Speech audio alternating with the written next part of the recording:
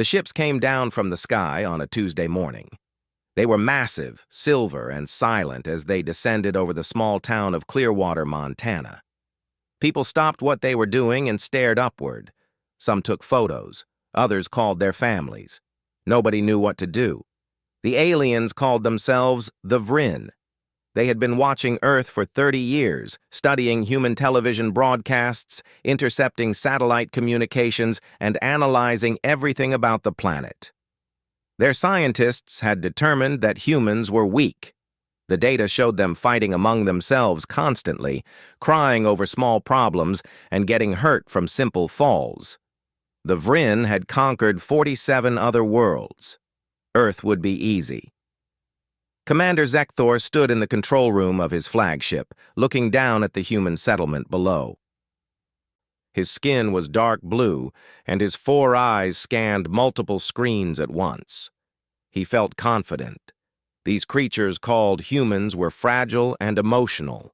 They would surrender quickly. Jake Morrison was fixing his truck when the ships arrived. He looked up, squinting against the morning sun. His weathered hands gripped a wrench tightly as he watched the alien vessels land in the fields outside town. Jake was 43 years old, with gray threading through his dark hair. He had spent 12 years in the Marine Corps, including 3 tours in combat zones, but that was 10 years ago. Now he ran a small auto repair shop and tried to live quietly. The aliens emerged from their ships wearing sleek armor that shimmered in the sunlight. They carried weapons that glowed with blue energy.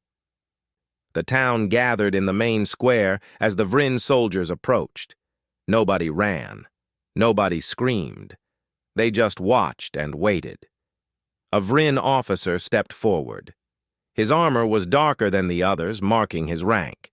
He activated a device that translated his words into English. "Humans of this settlement," the officer said, his voice mechanical through the translator. "We are the Vrin Empire. Your planet is now under our protection. You will cooperate with our directives. There is no need for fear. Submit peacefully, and you will not be harmed." The crowd murmured. Some people looked scared. Others looked confused. Jake stood near the back, his arms crossed, saying nothing. His eyes moved from soldier to soldier, counting them, noting their positions, observing how they held their weapons. Amy Carlson stood a few feet away from Jake. She was 36, tall and athletic, with blonde hair pulled back in a ponytail. She owned the local diner. What the aliens didn't know was that Amy had spent 8 years as an Army Ranger. She had seen combat in 3 different countries. Like Jake, she was watching carefully, noting everything. Across the square, Ben Hughes leaned against the wall of his hardware store. He was 50 years old with a thick beard and kind eyes. He looked like a typical small-town shopkeeper. The Vrin scanners identified him as a low-threat civilian. They were wrong. Ben had been a Navy SEAL for 15 years. He had completed over 100 missions in the world's most dangerous places. The Vrin officer continued speaking. "We will establish a command center here. You will provide us with supplies and information. Our technology is superior. Resistance is impossible. We have done this many times before." Mayor Linda Brooks stepped forward. She was in her 60s, a grandmother who had run the town for 20 years. "What if we refuse?" she asked, her voice steady. The Vrin officer tilted his head, as if considering a child's question. "You will not refuse. Every species learns this. Cooperation is the only logical choice." Over the next few days, the Vrin began setting up their base. They were polite, but firm. They scanned people, documented resources, and established patrol routes. They moved with the confidence of conquerors who had never lost. Their soldiers walked through town in pairs, their weapons visible but not aimed at anyone. Jake watched them from his shop. He noticed they followed the same paths every day. They checked the same buildings at the same times. They were organized and efficient, but they were predictable. That was a weakness. One evening, Jake found himself at Amy's diner after closing time. Ben was there too, along with a few others. Marcus Webb, who ran the gun range outside town, sat at the counter. He was a former Army sniper, 40 years old, with sharp eyes that missed nothing. Lisa Grant, who taught at the elementary school, stood by the window. She had been an Air Force combat controller, coordinating airstrikes in hostile territory. They didn't discuss their military backgrounds openly. Small towns had a way of keeping secrets, but they all knew about each other. Veterans recognized each other. "They think we're harmless," Amy said quietly, pouring coffee. Jake nodded. "They've been scanning everyone. Their technology reads basic biology and behavior. They see scared civilians. Their patrols are too regular," Marcus added. "Same routes, same times, no variation."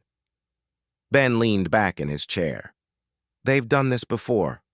Probably dozens of times. It's worked every time, so they don't change their methods."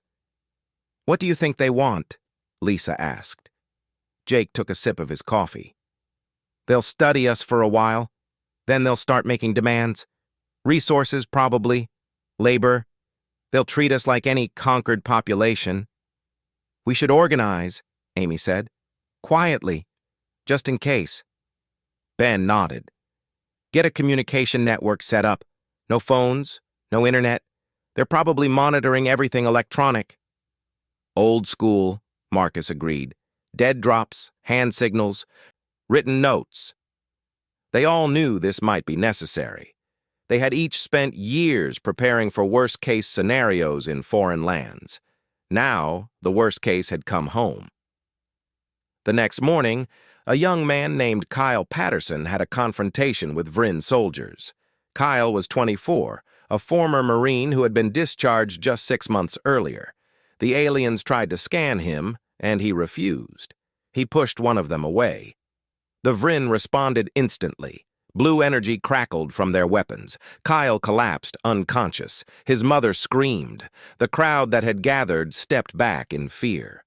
Jake watched from across the street. His jaw tightened. Ben stood next to him, his expression unreadable. "They just crossed a line," Ben said quietly. Jake nodded slowly. "They don't know it yet, but they just started a war." The Vryn carried Kyle away. The crowd dispersed, frightened and angry. The aliens returned to their base, satisfied that they had demonstrated their authority. In their reports, they noted that the humans had responded appropriately to force. Everything was proceeding as expected. They had no idea what was about to happen. 3 weeks passed. The Vryn expanded their presence across the globe. Their ships appeared over major cities on every continent.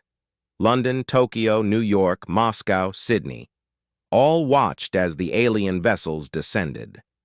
The message was always the same. Submit peacefully. Cooperate. Resistance is impossible. Most governments tried negotiation first. The United Nations held emergency sessions. World leaders demanded explanations. The Vryn listened politely and ignored every question. They had studied human politics and found it inefficient and chaotic. They would not negotiate with beings they considered inferior. In Clearwater, the occupation settled into a routine. The Vryn established a command post in the old community center. They requisitioned supplies from local businesses. They conducted daily patrols. They treated the humans like children who needed supervision. Never cruel, but never respectful either. Commander Zekthor reviewed reports in his quarters. Everything indicated success. The humans were complying. There had been minor incidents, a few cases of verbal resistance, but nothing serious. His scientists confirmed their initial assessment. Humans were emotionally volatile, but physically weak. They lacked true warrior instincts. What the Vryn scanners couldn't detect was the network forming beneath their notice. Jake had made contact with other veterans in the region. They used methods that seemed primitive to alien technology. Written notes passed hand to hand, gestures that looked casual but carried meaning, meetings that appeared to be social gatherings. Amy's diner became an informal headquarters. Veterans drifted in and out, drinking coffee, making small talk. To the Vrin patrols passing by, it looked completely normal. They didn't understand that every conversation carried tactical information. Marcus had been observing the Vrin base with his spotting scope from 3 different locations. He mapped their security, counted their soldiers, noted their shift changes. He wrote everything down in a small notebook, never using computers or phones. "They have 17 soldiers on base," Marcus reported one evening in Amy's kitchen. 3 guard posts. Patrols leave every 4 hours. "Their armor is tough," Ben added, "but the joints look vulnerable. Neck, behind the knees, under the arms." Lisa spread a hand-drawn map on the table. "Their ships come and go on a schedule. Supply runs happen every 72 hours. Jake studied the information. His mind was working through possibilities, calculating risks. This was what he had been trained to do: assess threats, identify weaknesses, plan operations. "We're not the only ones watching them," he said. "I've been hearing from old contacts.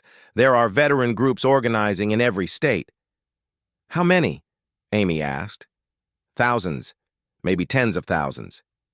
Jake looked around the table. "Marines, Army, Navy, Air Force. Active duty and retired. They're all paying attention." Ben nodded slowly. "The question is when we act, and how." "Not yet," Jake said. "We need more information, and we need them to make a bigger mistake." That mistake came 2 days later. The Vrin announced their relocation program. Human settlements were inefficient, they declared.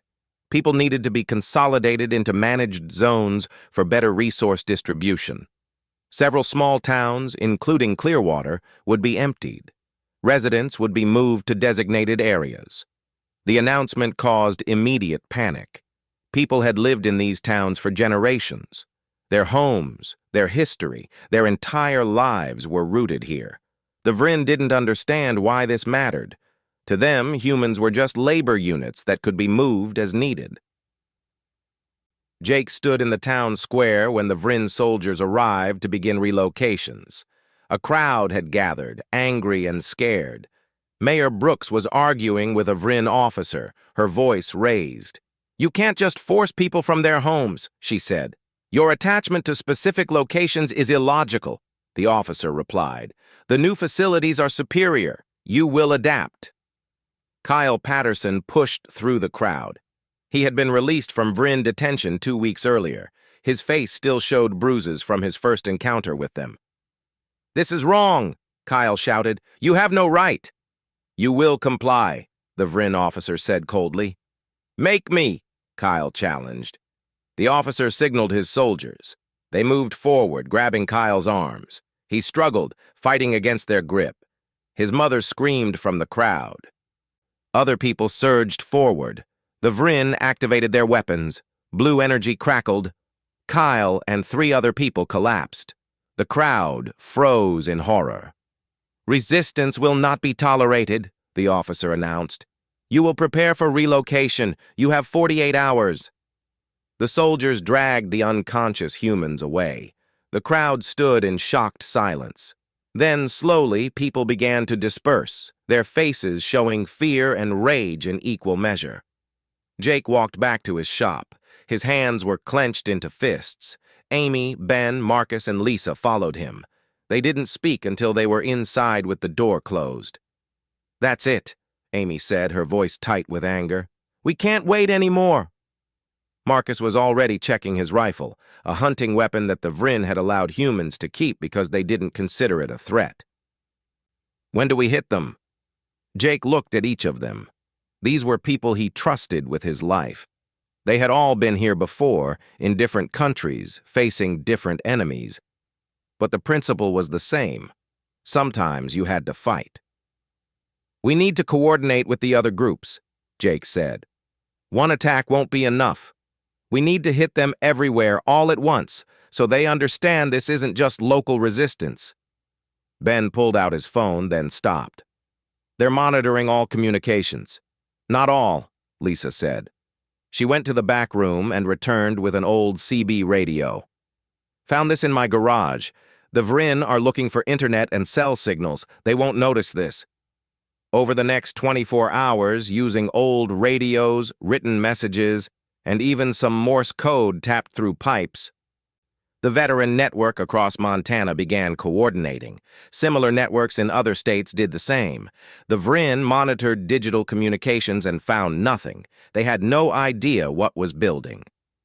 Jake gathered supplies in his shop.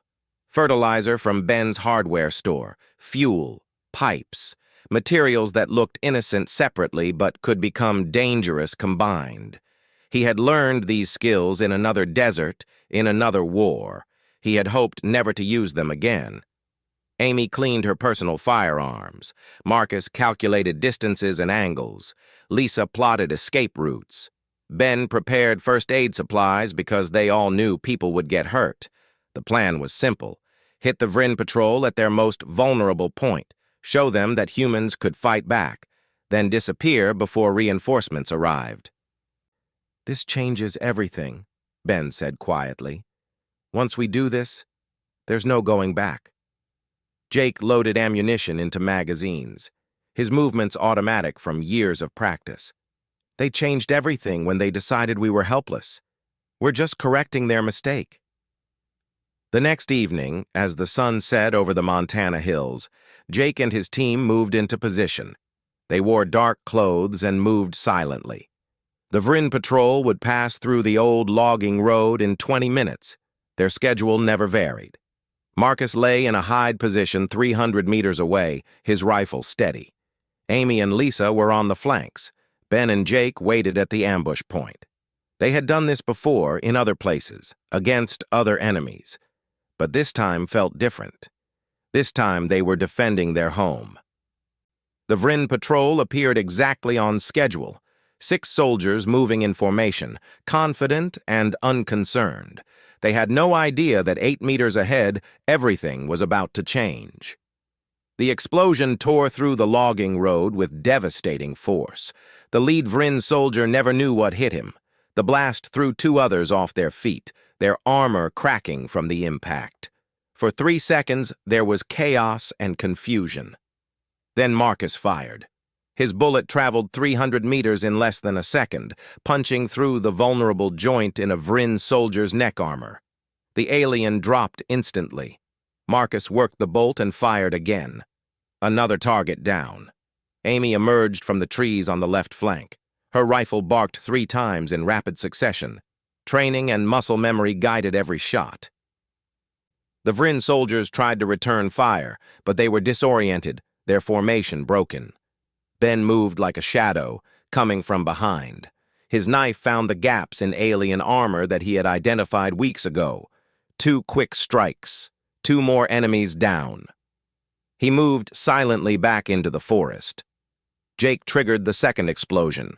This one was smaller, designed to destroy the Vrin communication equipment. The device sparked and died. No calls for help would go out. Not yet. The entire ambush lasted 90 seconds. When it was over, 6 Vrin soldiers lay dead or dying on the road. Jake's team had already vanished into the forest, moving along routes they had prepared. They left no trace, no evidence except the bodies. By the time Vrin reinforcements arrived 20 minutes later, the road was empty. The soldiers found their dead comrades and the destroyed equipment. They searched the forest, but found nothing. The humans had disappeared completely. Commander Zekthor watched the footage recovered from one soldier's armor camera. He played it 3 times, unable to believe what he was seeing. The ambush was perfectly executed. The humans moved with military precision. Their weapons were primitive but effective. Their tactics were flawless. "This was not random civilians," his tactical officer said, his voice shaking. "These were trained soldiers." Zekthor felt something he had not experienced in 20 years of conquest: concern. "How many humans have military training?" His science officer checked the data. "Our initial scans indicated approximately 20 million humans have served in their militaries. But most are no longer active. It appears some of them are active again," Zekthor said grimly. He sent an immediate report to the Vryn High Command. They needed to reassess their evaluation of humanity. The news of the ambush spread through the veteran network like wildfire, not through phones or internet, but through the old channels, word of mouth, radio signals, coded messages. Within days, every veteran group in North America knew that someone had struck back successfully. In Texas, Danny Rivera gathered his old Marine squad in a warehouse. They had all served together in the same infantry unit. Now they worked civilian jobs, but they still met once a month to stay in touch. When Danny told them about Montana, they were ready. "They've got a supply depot outside Houston," Danny said, spreading a map on the table. "Lightly guarded. They don't think we're a threat." "Let's educate them," said Pete Morris, who had been Danny's squad leader in the Marines. They began planning their operation. In California, Kelly Matthews studied the Vryn Detention Center through binoculars. She was 38, a former Army sergeant who had led convoy security operations in hostile territory. The center held 200 humans that the Vryn considered troublemakers. Kelly considered them prisoners of war. She had gathered 15 other veterans. Not a large force, but size didn't matter if you had surprise and skill. They spent 3 days watching the guards, timing their movements, identifying weaknesses.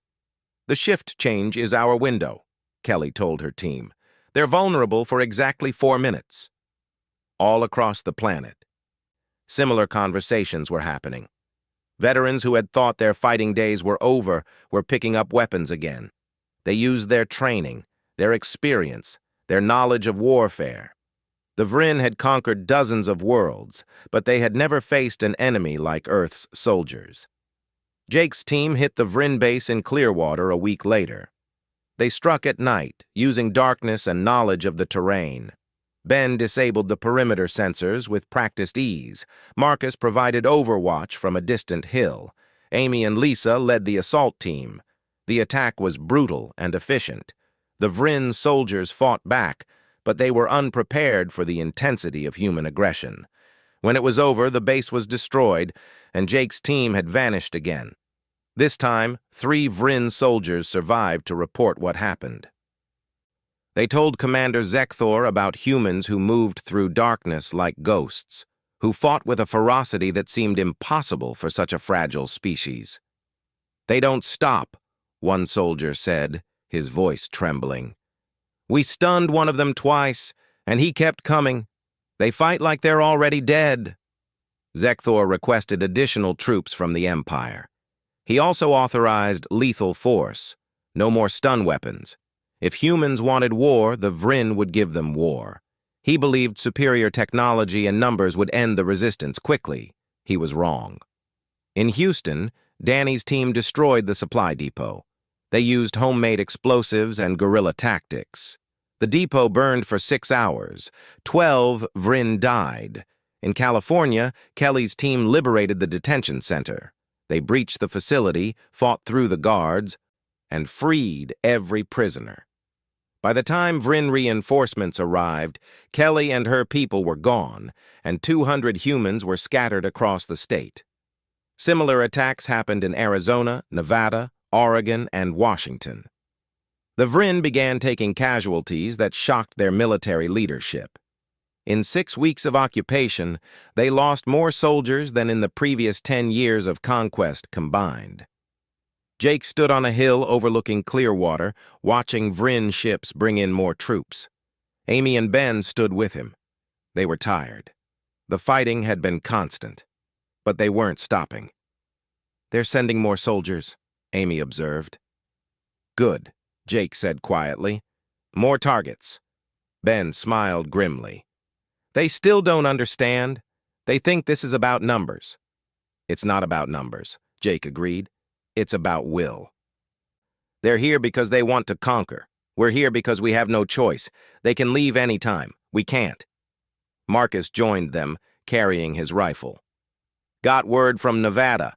They hit 3 bases yesterday. Colorado took out a command ship." "How many groups are active now?" Lisa asked. "At least 50 across the country," Marcus replied. "Probably more, and it's spreading worldwide. Heard reports from Europe, Asia, South America. Jake nodded slowly. The Vryn had kicked a hornet's nest. They had assumed humanity was peaceful because humans chose peace. They didn't understand that underneath that peace was a capacity for violence that most humans preferred to keep buried. But when pushed, when threatened, when their homes and families were in danger, humans remembered how to fight, and they fought without mercy.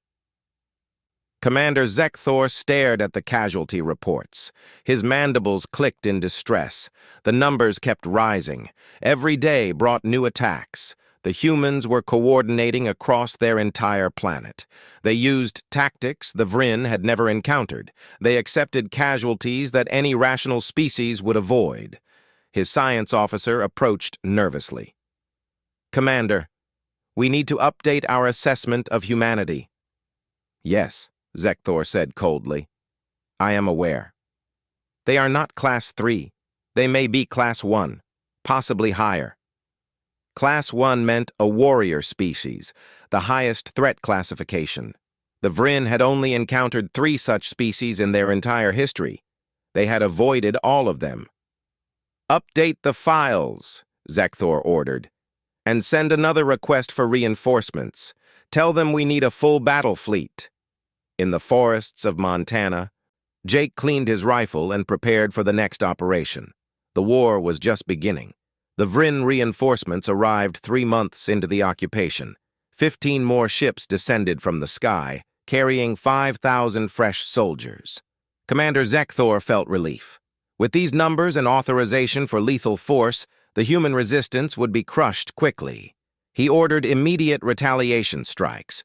Vryn soldiers swept through areas known for resistance activity. They used their full weapons now, not stun settings. They killed anyone who resisted. They burned buildings suspected of harboring fighters. They believed overwhelming force would break human spirit. Instead, it made things worse. Jake's team learned about the new tactics when the Vryn attacked a farmhouse outside Clearwater. The family living there had helped the resistance by providing food. The Vryn burned the house with the family inside.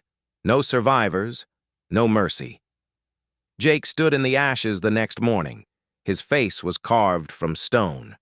Amy put a hand on his shoulder but said nothing. There were no words. "They think this will scare us," Ben said quietly, his voice cold. "They're wrong," Marcus replied. That night, Jake called a meeting of every resistance cell within 200 miles. 60 veterans gathered in an abandoned warehouse. They represented different branches, different wars, different backgrounds. But now they had one purpose. "No more hit and run," Jake told them. "No more small strikes. They want a real war. We give them one." The group planned their largest operation yet. A coordinated assault on the main Vryn command center in Montana. It was suicide. Everyone knew it, but they were past caring about survival. This was about making the Vryn understand they had made a fatal mistake. While planning the attack, Lisa intercepted a Vryn communication. She had been a signals specialist in the Air Force and still knew how to crack encrypted transmissions. What she found changed everything.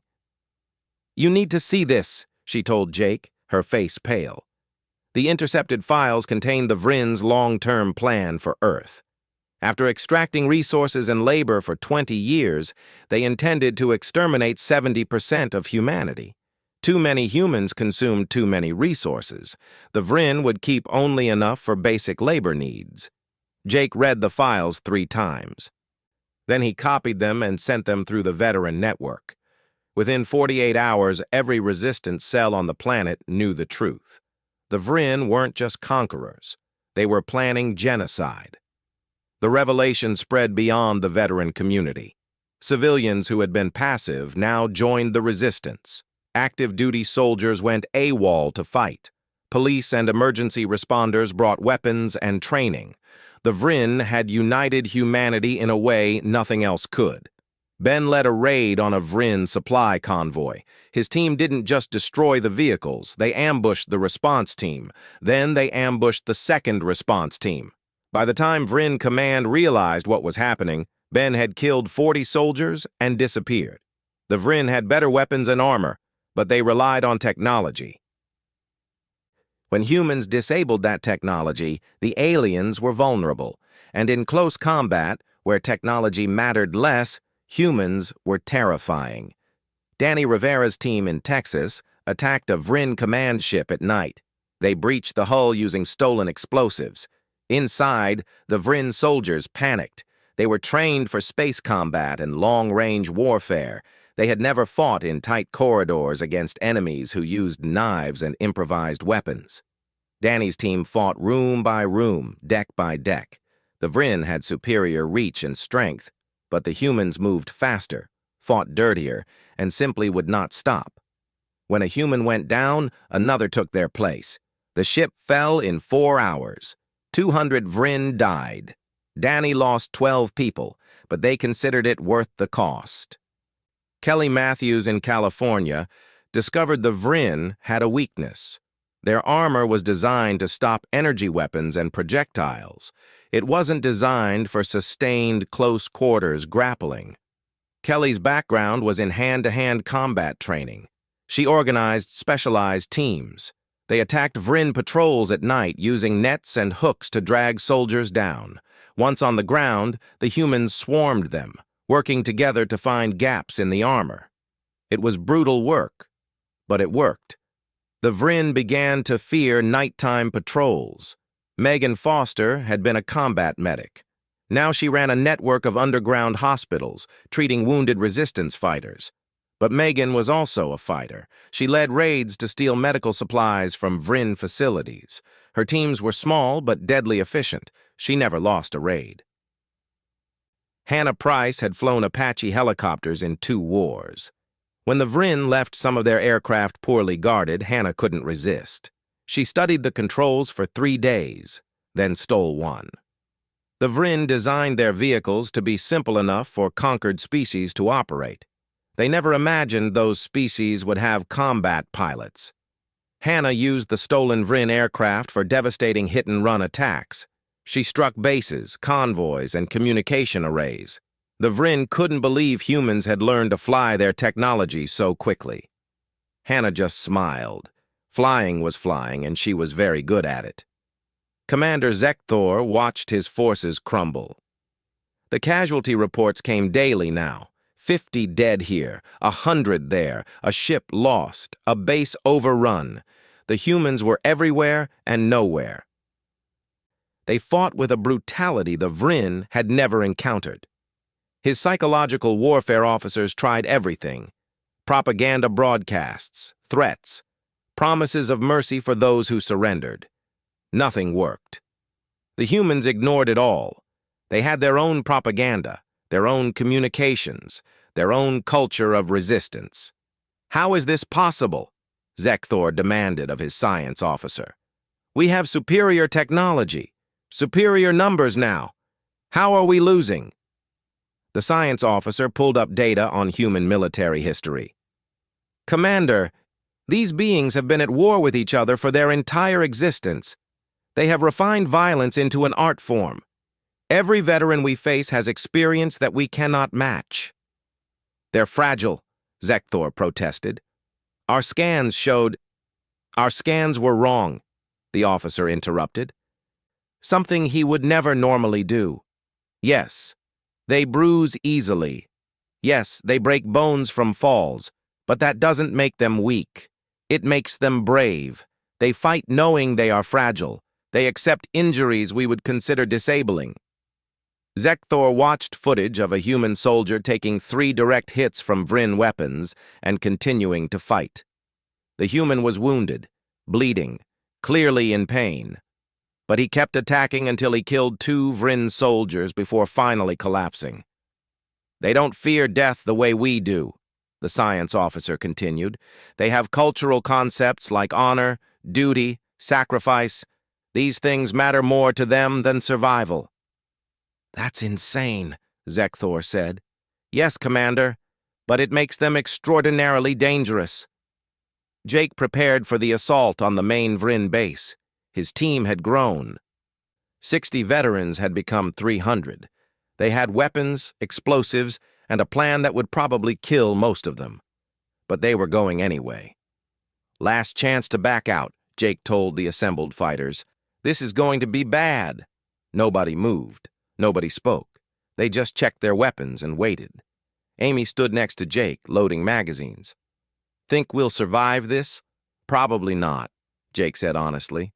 "Good," Amy replied. "I'd hate to miss it." Ben laughed, a sound without humor. "Remember when we thought we were done with war?" "We were done," Marcus said. "But war wasn't done with us." As the sun set, 300 human fighters moved toward the Vryn base. They were veterans of Earth's wars. They had fought in deserts, jungles, cities, and mountains. They had learned their skills against other humans, who were the deadliest enemies in the galaxy. The Vryn were about to learn why humanity's greatest weapon wasn't technology or numbers. It was the simple, terrible fact that humans knew how to fight each other. And if they could survive fighting other humans, they could fight anyone. 6 months. That was how long the Vryn had occupied Earth. In that time, they lost more soldiers than in their previous 50 years of conquest. Their casualties exceeded 8,000. Their ships were burning. Their bases were under constant attack, and they still didn't control the planet. Commander Zekthor stood in his command center, staring at tactical displays that showed disaster everywhere. Red markers indicated attacks. They covered the entire planet. North America, Europe, Asia, Africa, South America, Australia. Everywhere the Vryn had established presence, humans were fighting back. "Another base lost in Japan," his tactical officer reported. "The humans overran it in 3 hours." "India is requesting immediate evacuation," another officer added. "They're under siege by 5,000 human fighters." Zekthor felt his certainty crumbling. The Vryn Empire had conquered 47 worlds. They had done this successfully for 200 years. But Earth was different. These humans were different. Jake stood with his enlarged force outside the main Montana base. 300 had become 800 as more veterans and volunteers joined. They had weapons scavenged from the Vryn, captured during raids. They had homemade explosives. They had determination. "Today we send a message," Jake told them. "We show them that Earth is not for sale, that humanity doesn't surrender." Amy checked her rifle one last time. Ben tested his communications gear. Marcus calculated firing solutions. Lisa coordinated the assault teams. They had done this before in training, in war, in nightmares. Now they did it for real. The attack began at dawn. Mortars fired from hidden positions, raining explosives on the Vryn defenses. The aliens returned fire, their energy weapons cutting through the morning air, but the humans were already moving, using terrain and tactics to advance. Hannah flew overhead in a stolen Vryn aircraft, providing air support. She targeted the base's heavy weapons, destroying them with precise strikes. The Vryn tried to shoot her down, but Hannah had combat experience they couldn't match. She dodged, weaved, and kept firing. The first wave of human fighters breached the perimeter. The Vryn met them with overwhelming force, but the humans kept coming. When one fell, another took their place. They fought with rifles, knives, and bare hands when ammunition ran out. Ben led a team through the base's underground tunnels. His SEAL training meant he could navigate confined spaces better than anyone. They emerged inside the command center, catching the Vryn by complete surprise. The close-quarters battle was savage and brief. Marcus provided sniper support from a distant hill. Every shot counted. Every shot killed. He had fired thousands of rounds in his military career. These were the most important. Amy's team fought through the base's main corridor. The Vryn soldiers were brave and well-trained, but they were not prepared for human ferocity. Amy moved like a machine, firing, moving, firing again. Her team followed her lead. The battle lasted 6 hours. When it ended, the Vryn base was destroyed. The human forces had won. They paid a terrible price, over 200 casualties, but they won. Similar battles happened worldwide. In China, former soldiers and civilians stormed 3 Vrin bases simultaneously. In Russia, resistance fighters trapped an entire Vrin battalion in the Moscow subway system and destroyed them. In Brazil, guerrilla fighters used the Amazon jungle to ambush and eliminate Vrin patrols. The coordination was remarkable. Resistance cells that had never met worked together perfectly. Veterans from different countries, who might have once been enemies, fought side by side against the Vrin. Humanity had united. Commander Zekthor received the casualty reports with growing horror. 15 bases destroyed in one day. Over 3,000 Vrin soldiers dead, entire battalions gone, ships burning, and still the humans attacked. "We need to withdraw," his tactical officer said quietly. The words were unthinkable. The Vrin Empire did not retreat. "We cannot," Zekthor said, but his voice lacked conviction. "Commander, we have lost over 12,000 soldiers. Our supply lines are failing. The humans control most of their territory now. If we stay, we will lose everything." Zekthor looked at the displays. Red markers everywhere. His forces were dying, not from superior technology or numbers, but from sheer human determination. They fought with a desperation born from defending their home. They accepted losses the Vrin would never tolerate. They simply refused to stop. "They're not even using advanced weapons," Zekthor said in disbelief. "Most of their arms are primitive projectile weapons. Some use blades. How are they defeating us?" His science officer approached. "Because they are warriors, Commander. True warriors. We measured their technology and found it lacking. We measured their physical strength and found it weak. But we never measured their spirit. We never measured their will to fight." Zekthor realized the terrible truth. The Vrin had been conquerors for so long they had forgotten what real war looked like. They bullied weaker species into submission. But humanity wasn't weak. Humanity was sleeping. The Vrin had woken them up. "Contact the human resistance leaders," Zekthor ordered. "We need to negotiate." Jake received the message 3 days later. The Vrin wanted to talk. He met with Amy, Ben, Marcus, Lisa, and representatives from resistance cells across the country. They discussed the offer. "It could be a trap," Amy said. "Probably is," Ben agreed, "but we should hear what they have to say." They agreed to meet at a neutral location. Jake, along with Danny from Texas, Kelly from California, and Megan from Nevada, represented humanity. Commander Zekthor came personally with his senior officers. The meeting was tense. The Vrin looked exhausted. Their armor was damaged. Their confidence was gone. "We propose a ceasefire," Zekthor said through his translator. "We will withdraw from your planet. In exchange, you stop attacking." "Why would we agree?" Jake asked. "We're winning." "You are winning," Zekthor admitted, "but at great cost. Thousands of your people have died.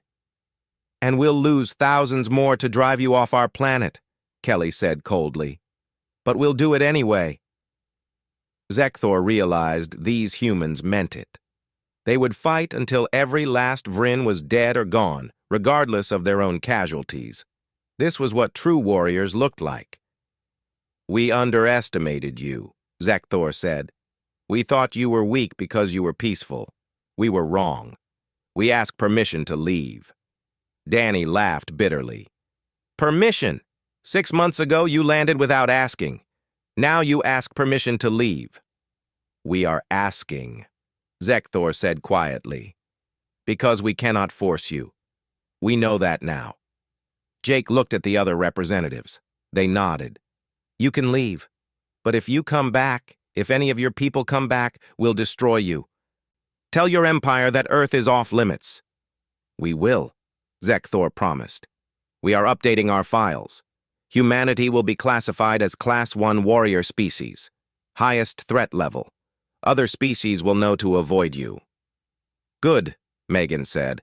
"Spread the word." The Vrin began their withdrawal the next day. Their ships lifted off, leaving behind destroyed bases and thousands of dead. They broadcast a message to all species in the galaxy. Do not go to Earth. The humans appear peaceful, but they are deadly. They are warriors who choose peace, but who remember how to fight. Jake stood in Clearwater as the last Vryn ship disappeared into the sky. The town was damaged but standing. People emerged from shelters, cautiously at first, then with growing joy. They had survived. They had won. Amy stood beside him, her arm in a sling from the final battle. Think they'll come back? No, Jake said. We scared them too badly. Ben joined them, limping from a leg wound. Lost a lot of good people. Yeah, Marcus agreed, his voice heavy. But they didn't die for nothing.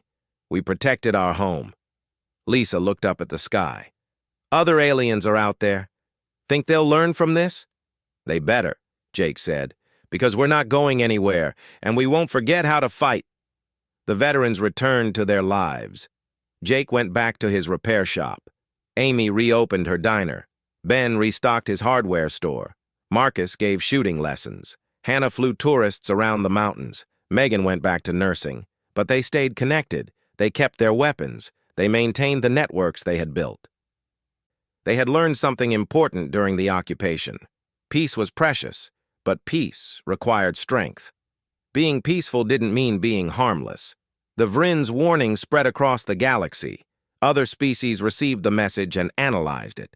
They looked at humanity's history, thousands of years of warfare, of conflict, of violence turned against themselves. They realized that any species that could survive fighting itself was too dangerous to conquer. Earth was marked in galactic databases with the highest threat rating, not because humans had advanced technology or superior numbers, but because they had something more dangerous. They had veterans who knew how to fight. They had civilians who would become soldiers when threatened. They had a culture that remembered every war, every battle, every sacrifice. The Vryn judged humans as harmless. They learned their mistake too late. They had measured everything except what mattered most, the determination of people defending their home. And that determination was absolute.